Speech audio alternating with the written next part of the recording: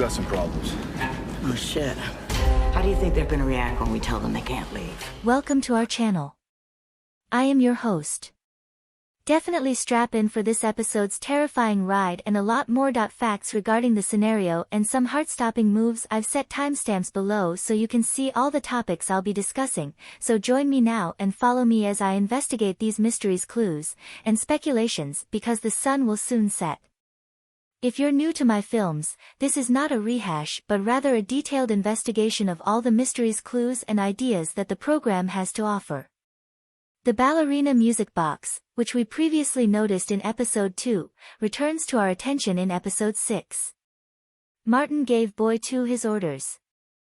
We never find out what would happen if the music stopped this time, despite the fact that the music box is accompanied by a ballerina, which closely ties to the episode's name, a French term denoting a dance between two individuals. It can also signify cooperation between two persons, which is important when it comes to transferring blood. Indicating that the worm infection that has polluted his blood is what is causing him to manifest these symptoms, Boyd is the only one who can make out the music box in ballerina.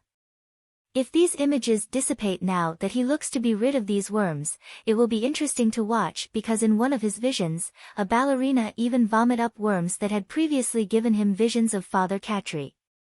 Boyd notices the music box outside the cellar, which Victor had concealed on the night of the town's massacre. The third time Boyd encounters the ballerina in this episode, she grabs him and brings him inside.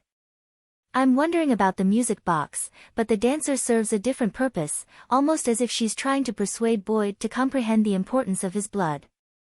Speaking of these worms, we get a few additional details that it seems that if you pass it on to someone else you are cured, but the truth is that the worms eat away at you while using its host as a food source while at the same time it maintains the host alive.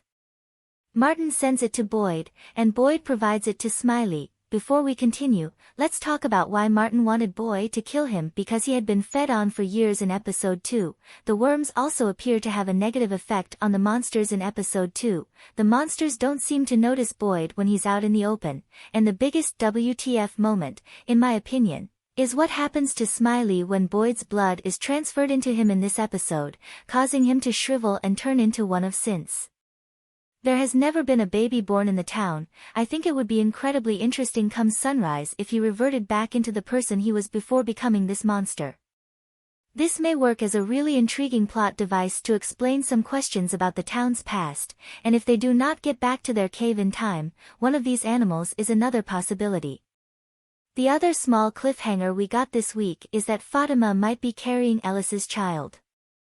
We do know that someone is certainly observing them as confirmed by the radio call at the end of season 1, which said that the food shortage is a means to heighten their stress levels as part of an experiment aimed to test them.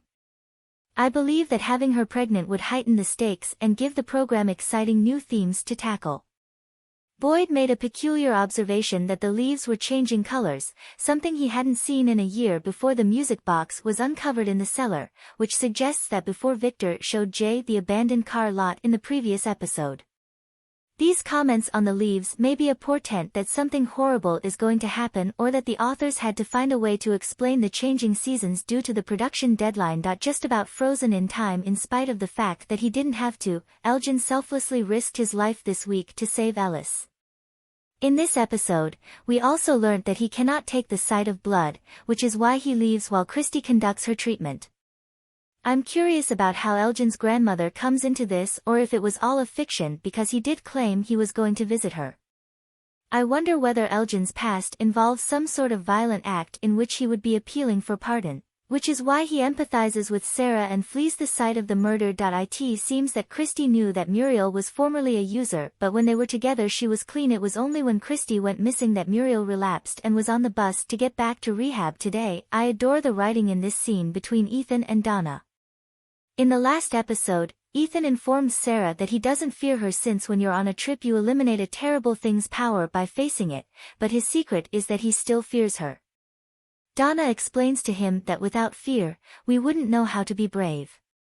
In a previous episode, we also learnt more about Marielle's history. Until the next time, don't forget to like, subscribe, and follow me on Twitter and Instagram.